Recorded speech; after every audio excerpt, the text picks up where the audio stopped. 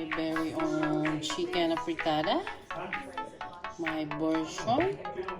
Chicken afritada a la GHENG kitchen style. Ayan guys.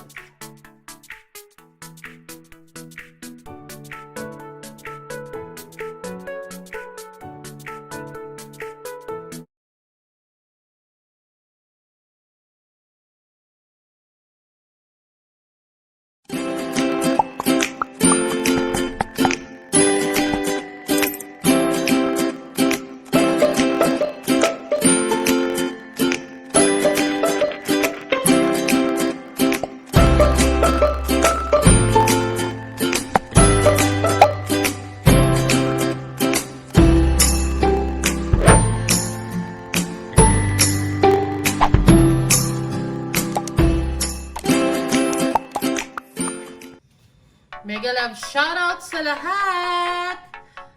Magandang hapon sa inyo mga ka-kitchen! Welcome back to my channel, GHENG Kitchen's Vlog! Ang lulutuin natin for today is chicken afritada! Hello, Baba! Hello! Oh, you say hi!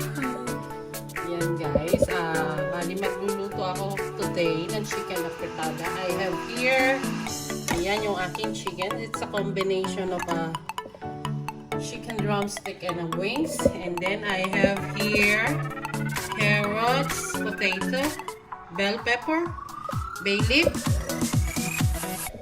aking onion, green peas, salt and pepper to taste. I'll be using tomato paste and premium dark soy sauce and ang aking lemon. Others are using calamansi and yung iba naman is suka or vinegar. Depende yan guys kung ano yung available nyo. Kasi sa akin guys, makita ko yung aking lemon, no? Diba? Ang dami dun sa lamesa. Merong nagbigay ng ayuda sa akin na lemon. So, yan, gagamitin natin para sa ating chicken afritada. So, samahan nyo ako guys! Luto tayo ng another recipe ng chicken for today. For this, bali, ilalagay lang natin yung ating dark soy sauce sa ating chicken. Konti lang guys, dahil as in super dark ito. And yung ating in-squeeze na lemon. Then, yung ating bay leaf. So, hakaluin lang natin siya. And we will let it marinate for at least 15 minutes guys para manuot yung sangkap dito sa ating chicken. And then, mag-i-start na tayo mag-saute ng ating mga ingredients na ito. So, we will just marinate it guys. Ayan. Ipapan fry muna natin yung ating potatoes and carrots. Unahin natin guys.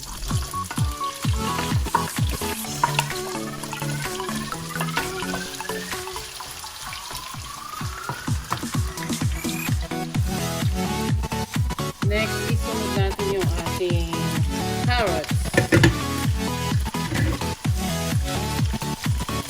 Kahit bahagya lang ito guys,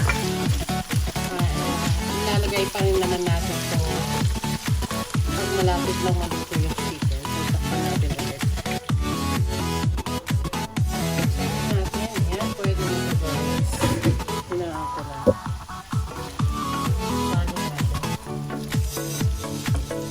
Diretso na pala tayong guys, mag-isa. Yung iba, ginagawa nila is pina-fry muna nila yung yung chicken, pero ako diretso na.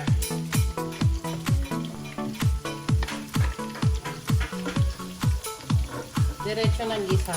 Hindi ko na pinray yung chicken. Next yung ating onion.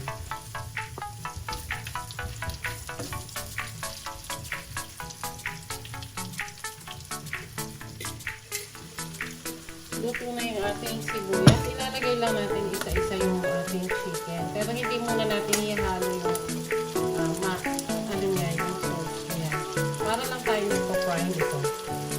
na pinuray natin siya ng separately. Yan, diretso na siya. Ayan lang guys. And then tatakpan natin.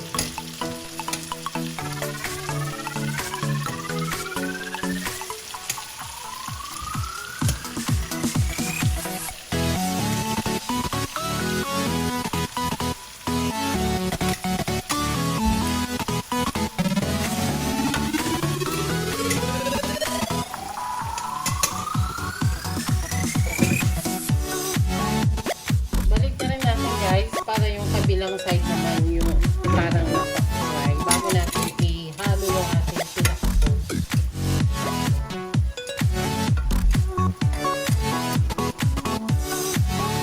Parang na rin na-prito siya.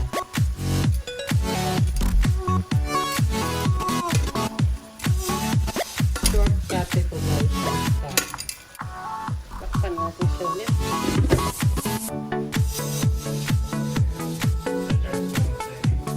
Natin guys, ayan.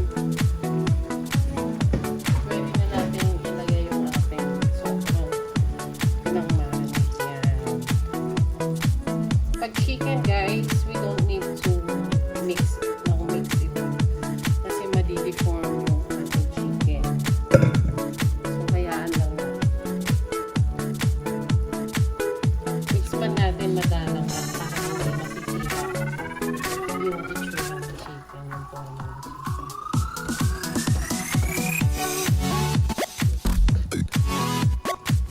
We will just simmer it for 5 minutes and then sisilipin natin guys. Ulit.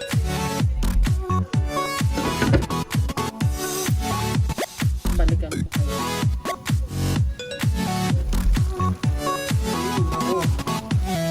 Para na siyang adobo guys. So. Pwede na pang adobo yan. Pwede na natin ilagay yung ating tomato paste. Mapapansin nyo guys, hindi ako naglagay ng tubig. Kasi kusang ma-extract yung juice ng ating tomato. Pero eksakto yung kung gusto nyo yung medyo masabaw. Pero ako kasi gusto yung medyo tikin yung sabaw niya kasi.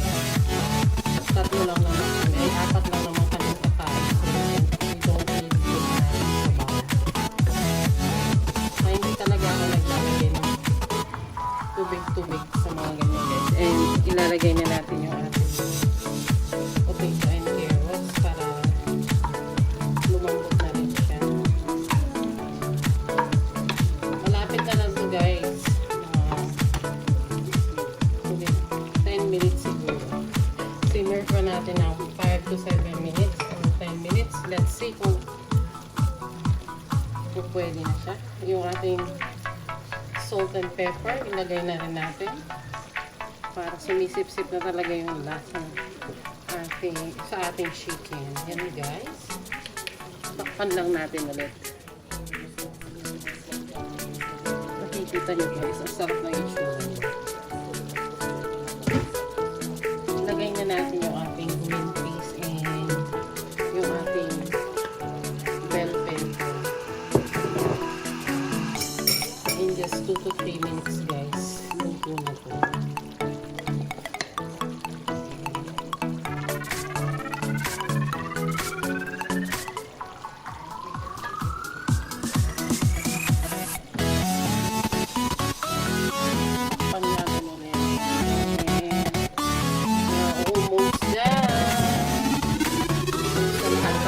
Nakakapag-subscribe ng aking YouTube channel.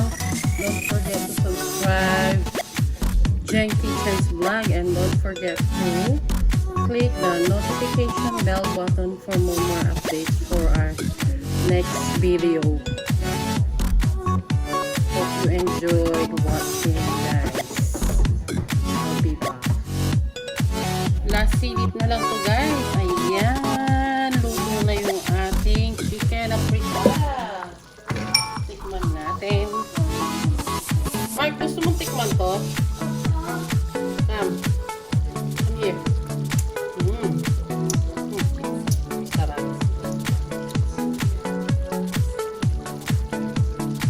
Patikim natin sa ating